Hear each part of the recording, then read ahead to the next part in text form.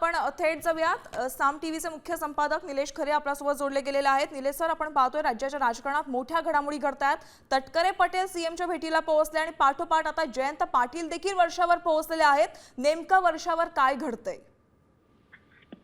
मुख्यतः यामिनी आपण गेली 2 ते 3 दिवस सातत्यानं राजकीय वर्तुळात चर्चा ऐकत होतो की शरद पवार यांची राष्ट्रवादी काँग्रेसही येत्या काळामध्ये एनडीए बरोबर जाऊ शकते आणि त्याचकडे संकेत करणारी ही बैठक आहे असं म्हणायला हरकत नाही। दिल्लीतून सातत्यानं संकेत मिळत होते की राष्ट्रवादी काँग्रेसच्या खासदारांबरोबर म्हणजे शरद पवार गटाच्या खासदारांबरोबर सातत्यानं बैठकी सुरू आहेत आणि या बैठकींमधून येत्या काळामध्ये एनडीए बरोबर जाण्यासंदर्भातली चर्चा सुरू असल्याची माहिती समोर येत होती। यामध्ये एकच खासदार हा फक्त एनडीए बरोबर किंवा भाजप बरोबर जायला तयार नसल्याचं सांगितलं जात होतं आणि त्यामुळे मोठ्या संख्येनं खासदार आणि त्याचबरोबर आमदार जे शरद पवार गटात आहे हे सत्तेबरोबर जायला तयार असल्याची माहिती समोर येत होती। आणि जर आता सुनील तटकरेंसारखे वरिष्ठ नेते, प्रफुल्ल पटेलांसारखे नेते आणि दुसरीकडे शरद पवार गटाचे जयंत पाटलांसारखा नेता एकत्रितपणे वर्षावर खलबत करत असतील आणि तेही रात्री उशिरापर्यंत ही खलबत चालत असतील तर निश्चितपणे येत्या काळामध्ये दिल्लीमध्ये जो केंद्रीय मंत्रिमंडळाचा विस्तार होणं अपेक्षित आहे, ज्यासाठी म्हणून आज एकनाथ शिंदे दिल्लीमध्ये पोहोचलेले आहेत, त्याच दृष्टीने ही चर्चा होत असल्याचं मानायला काही हरकत नाही।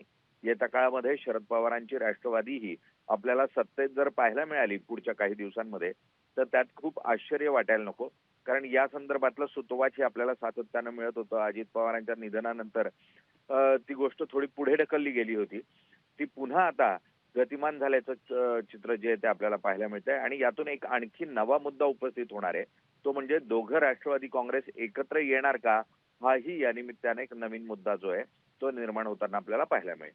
नक्की सर, खऱ्या अर्थाने हा महत्त्वाचा मुद्दा आहे की दोन्ही राष्ट्रवादी एकत्र येणार का, कारण की जेव्हा अजित पवार आपल्याला सोडून गेले त्यानंतर या चर्चांना बराच उधाण आलेलं होतं। मात्र काही दिवसांपूर्वीच आपण देवेंद्र फडणवीसांची एक प्रतिक्रिया देखील पाहिलेली होती की त्यांनी एनडीए विषयी म्हटलेलं, एनडीए मध्ये कोणाचाही समावेश होणार नाही असं स्पष्ट वक्तव्य त्यांनी केलेलं होतं। आणि आता आपण काही वेळेपूर्वी प्रवीण दरेकरांशी बोललो। प्रवीण दरेकर म्हणतायत, जे भाजपचे नेते आहेत, की राजकीय समीकरणं नक्कीच असू शकतात कारण की 3 महत्त्वाचे नेते आता वर्षावर दाखल झालेत। मग आता आपण नेमकं काय समजायचं? मुख्यतः राजकारणात कधीच कोणी कुणाचं कायमस्वरूपी शत्रू किंवा मित्र नसतं आणि त्यामुळे राजकारण हे फक्त सत्ता कारण असतं, ते समाजकारण कधीच नसतं। आणि त्यामुळे सत्ता जोपर्यंत हातात आहे तोपर्यंत आपलं अस्तित्व आहे किंवा आपले सरदार आपल्या बरोबर आहेत अशा स्वरूपाचं राजकारण हे महाराष्ट्रामध्ये पाहायला मिळत आहे। आणि त्यातून मग शिवसेनेसारखा पक्ष हा सत्तेबरोबर जाण्यासाठी म्हणून अनेकदा फुटताना पाहायला मिळतोय, राष्ट्रवादी काँग्रेस तशाच पद्धतीनं फुटताना पाहायला मिळाला आणि आता जर शरद पवार गटही सत्तेबरोबर जाताना पाहायला मिळाला तर तो खूप मोठा राजकीय धक्का किंवा भूकंप महाराष्ट्राच्या राजकारणाच्या दृष्टीने असेल असं वाटत नाही।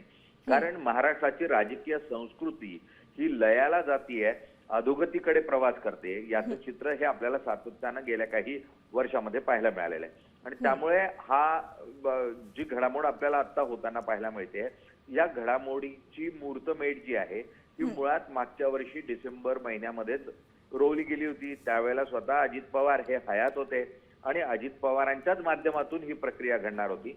मात्र नियतीनं त्यांच्यावर घाला घातला आणि त्यातून ते आपल्यातून निघून गेले आणि त्यातून 2 राष्ट्रवादी काँग्रेस एकत्र येण्याची जी प्रक्रिया होती ती मंदावली होती। त्या प्रक्रियेला गती मिळताना आपल्याला निश्चितच या ठिकाणी पाहायला मिळू शकते आणि त्यातूनच मुख्यतः आज सकाळी सुनेत्रा पवार यांच्या राष्ट्रवादी काँग्रेसच्या अध्यक्षपदाला चॅलेंज करण्याचा प्रकारही पक्षातल्याच एका नेतृत्वानं तयार केला, त्यातून चर्चेला उधाण आलं आणि त्यातून 2 राष्ट्रवादी काँग्रेस कशा वेगळ्या स्वरूपामध्ये राजकारण करताय असं चित्र उभं राहिलं। त्यामुळे साधारण जी चर्चा तयार केली जाते त्यापेक्षा बरोबर वेगळ्या स्वरूपाचं चित्र जे आहे ते पडद्यामागे रंगवलं जात असतं आणि तेच चित्र जे आहे ते आता रात्री उशिरा आपल्याला वर्षावर अंधारामध्ये रंगताना पाहायला मिळतंय असं म्हणायला काही हरकत नाही।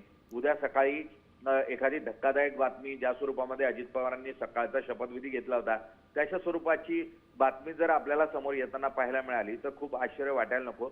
मात्र येत्या काळामध्ये केंद्रीय मंत्रिमंडळाचा विस्तार, राज्यातही काही प्रमाणावर बदल हे आपल्याला पाहायला मिळू शकतात आणि त्याच दृष्टीने ही चर्चा जी आहे ती होतीये असं आपण थेटपणे म्हणू शकतो। यामध्ये म्हणजे खूप कयास लावण्याची गरज नाही. जसं दरेकरही म्हणाले की जर 3 वरिष्ठ नेते आणि ते 2 वेगळ्या विरोधी गटांचे नेते एकत्र येत असतील आणि मुख्यमंत्र्यांशी चर्चा करत असतील आणि त्याच काळामध्ये एकनाथ शिंदे हे दिल्लीत जाऊन स्वतःचं पद, स्वतःच्या राजकीय पक्षाला सुरक्षित करण्याचा प्रयत्न करत असतील तर निश्चितच एक मोठी घडामोड पडद्यामागे घडतीये आणि त्याचंच हे दृश्य स्वरूप जे आहे ते वर्षावर आता आपल्याला पाहायला मिळते. नक्कीच निलेश सर, एक जे चित्र आहे ते वारंवार पाहायला मिळालंय ते म्हणजे जेव्हा जेव्हा एकनाथ शिंदे दिल्ली वारीला जातात तेव्हा तेव्हाच राष्ट्रवादीचे नेते मंडळी हे वर्षावर दाखल होतात.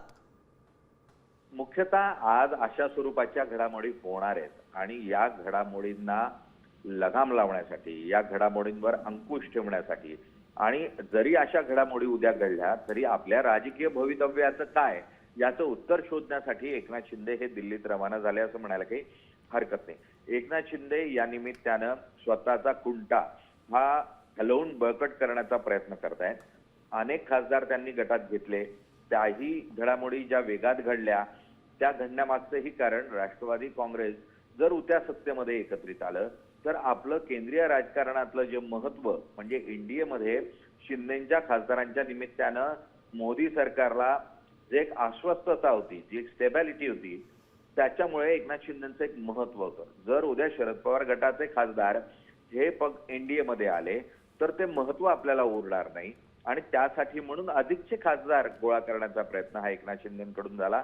त्यातून पुन्हा एकदा उद्धव ठाकरेंची शिवसेना जी आहे ती फोडण्यात आली आणि याच दृष्टीने जास्तीत जास्त एकनाथ शिंदे प्रयत्न करतायत की आपला पक्ष हा बळकट राहावा, कोणत्याही स्वरूपामध्ये आपली जी ताकद आहे राज्यातली, केंद्रातली ती कायम राहावी आणि त्यासाठी म्हणून ही एकनाथ शिंदेची धडपड आहे.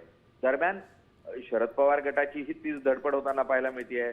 शरद पवार गटाला कोणत्याही परिस्थितीमध्ये सत्तेत जायचंय कारण राष्ट्रवादी काँग्रेसची निर्मिती ही सरदारांना एकत्र बांधलेली मोळी आहे आणि जर सरदारांना आपलं सरदार पण टिकवायचं असेल तर सत्तेशिवाय पर्याय नसतो आणि ही सत्ता शोधण्याचा प्रयत्न जो आहे तो या ठिकाणी होताना पाहायला मिळतोय.